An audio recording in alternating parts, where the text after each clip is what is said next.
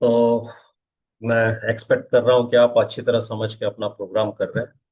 और धीरे धीरे ही प्रोग्राम का डेवलपमेंट होता है। अभी तक आप जितना भी प्रोग्राम कर चुके हैं, सम ऑफ थ्री नंबर्स वाला जो भी हम यूज कर रहे हैं अभी के लिए, enter three numbers in display, sum of first and second number, multiplication of second third number.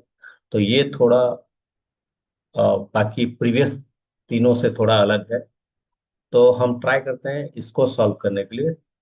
तो इसके लिए मैं पहले इसको कॉपी कर रहा हूँ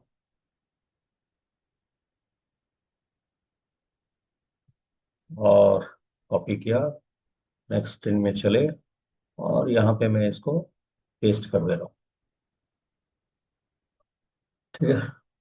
तो अभी इसको बंद कर देते हैं। ये थोड़ा इरेजर लेके मैं इसको थोड़ा चेंज कर दे रहा हूँ। क्या चेंज कर रहा हूँ?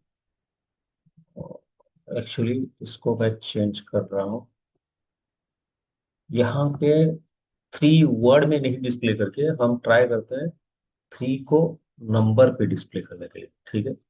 तो ये हमारा एक्सपेक्टेड आउटपुट है और इसके लिए हमें प्रोग्राम लिखना है। ठीक है।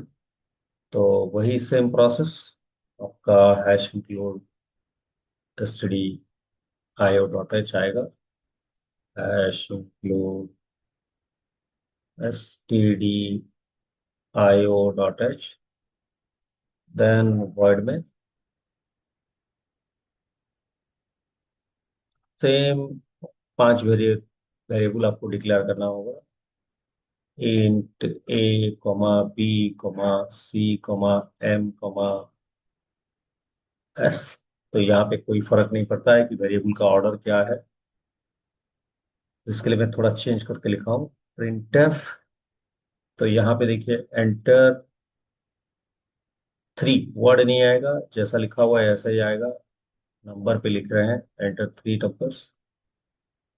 Scanf percentage d, percentage d, percentage d, m percent a, m percent b, m percent c. हो गया तीन नंबर एक्सेप्ट। अभी हमें क्या करना है, इनको सम और मल्टीप्लिकेशन करना है। S equal to A plus B, M equal to B into C. अब ध्यान में रखिए, अभी क्योंकि हमें डिस्प्ले कर रहा है तो वैल्यूज अगर हम डिस्प्ले करते हैं, जैसे कि यहाँ पे एक वैल्यूज हम डिस्प्ले करने के लिए ट्राई कर रहे हैं, यहाँ पे एक वैल्यू डिस्प्ले करने के लिए ट्राई कर रहे हैं, और यहाँ पे एक वैल्यू डिस्प्ले करने के लिए ट्राई कर रहे हैं। तो ये 13 जो है ये एस का है। ये सिर्फ सिक्स वेरिएबल है, ये वैल्यू है, ये बी वेरिएबल में स्टोर हुआ है। और जो सेवन वेरिएबल है वैल्यू है वो ए वेरिएबल में स्टोर हुआ है। तो जहां पे आपको वैल्यू डिस्प्ले करना होगा प्रिंटफ के अंदर, हम जानते हैं कि हमें परसेंटेज डी यूज करना होगा। तो मैं यहाँ पे क्या लिख रहा हूँ, प्रिंटफ। तो पहले मुझे क्या चाहिए, सम ऑफ। तो मुझे दिखना है सम ऑफ आ गया। वहां पे सेवन दिखना चाहिए, तो सेवन ए में है, इसके लिए हमें दिखना है परसेंटेज डी। फिर थोड़ा स्पेस देके एंड, फिर परसेंटेज डी क्योंकि छः चाहिए जो कि बी में है, इज फिर स्पेस देके एंड फिर percentage d.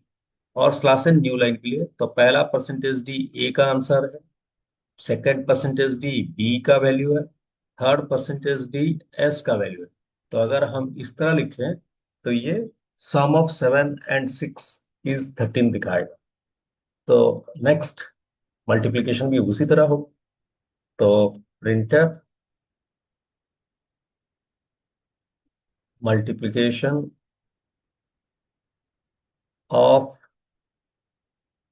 Percentage d and percentage d is percentage d slash n. तो आंसर क्या होगा, पहला वैल्यू बी का है, सेकंड वैल्यू सी का है, थर्ड वैल्यू एम का है। तो ये आंसर है।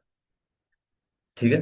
तो ऑलरेडी हम इस प्रोग्राम को चेक कर चुके हैं। तो मैं आपका ऑलमोस्ट सेम है, तो मैं यहाँ पे इसी को चेंज कर रहा हूँ खाली।